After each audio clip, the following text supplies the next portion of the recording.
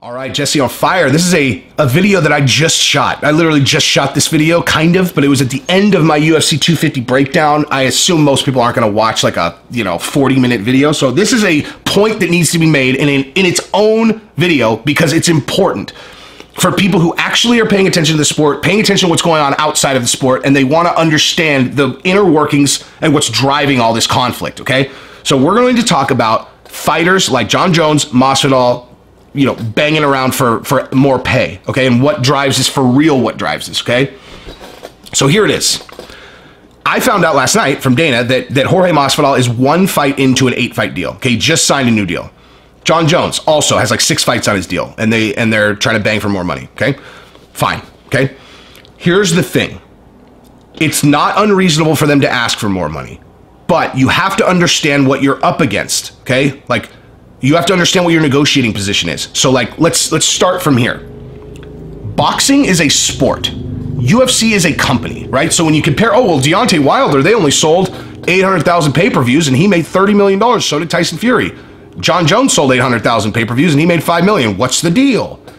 Simple. That's an event. This is a company, okay?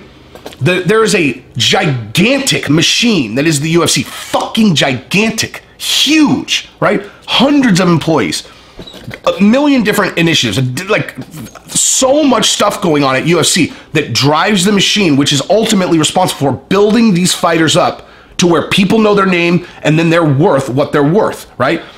Boxing is it's a sport, right? So a guy builds himself up. Like name how many fighters are making money like that? How many boxers? You got like a couple, right?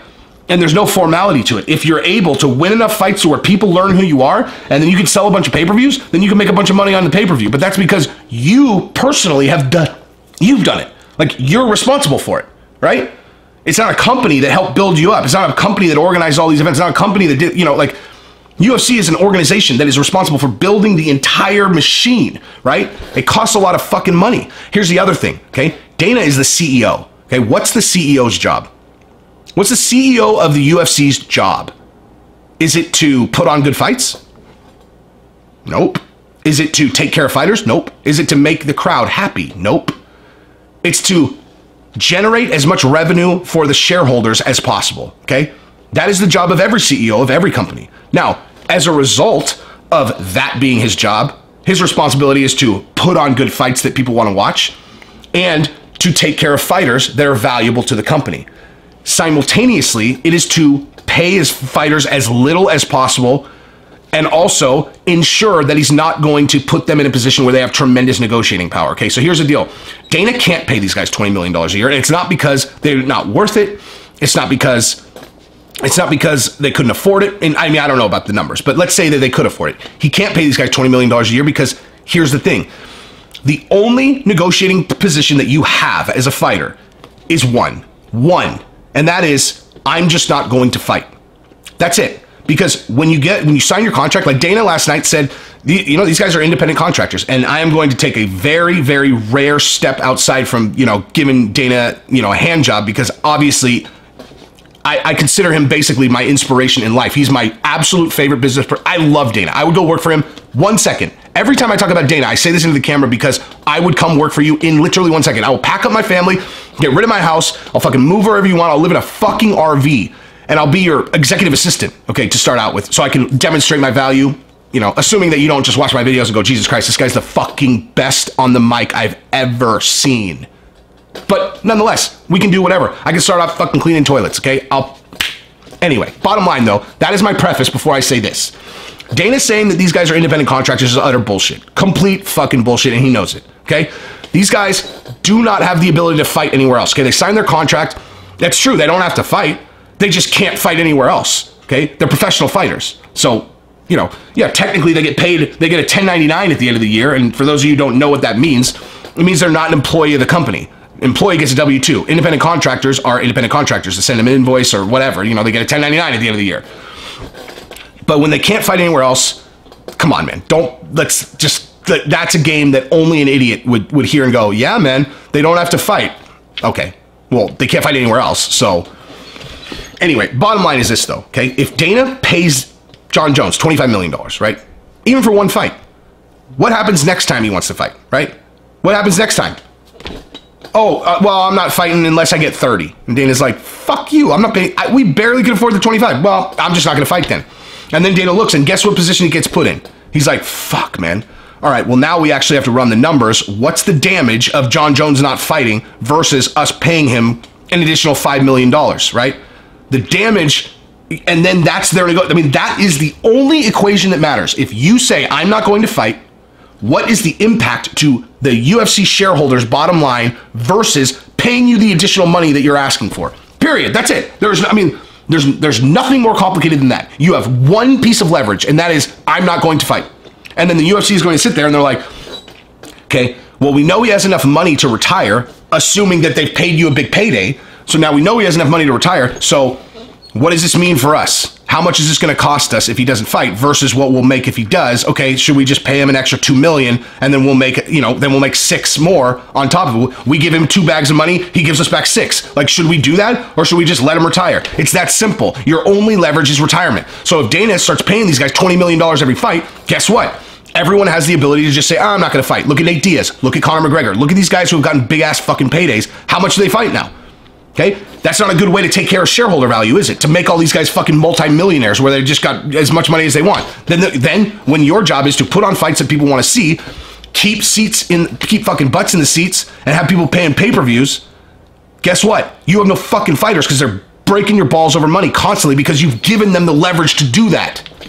Okay? This is not going to be a popular fucking video among fighters, but this is just reality because I come from a business world. And Dana, you should consider this my fucking audition for our job, okay? If I understand this, then maybe I could probably be of some value. But, that's as simple as that. Look at what happened with Conor. You want to understand, you want to know what the equation was with Conor when he went to go fight Mayweather? They said, okay, you think that they were just like, oh, Conor's our boy. He's done so much for us. Let's just let him go fight McGregor or Mayweather. Let's just let him go because he's done so much for us. Get the fuck out of here. Okay, these guys are sharp businessmen, right? The equation looked like this. What is our impact to our business if we let Conor fight Mayweather, right? The grandiose nature of that event, how many eyeballs is that going to bring to our sport afterwards? Every boxing fan's gonna watch it, okay? I guarantee they had their fucking guys running 1 million models of how many fans they would gain from a world tour, Conor McGregor and Mayweather, and the spectacle of the Mayweather-McGregor fight, right? How many eyeballs are they gonna bring? Because ultimately, they have to weigh that against Conor potentially never fighting again, right? So what are we gonna bring in on our side if Conor, fights 6 more times?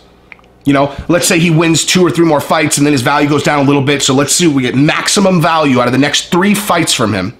And then let's weigh that against the new eyeballs we get if we let him go over there and then maybe he just never fucking fights again. Maybe he never fights again. Okay, we have to think worst case scenario that he'll never fight and then weigh it against best case scenario over here and let's see how those numbers add up.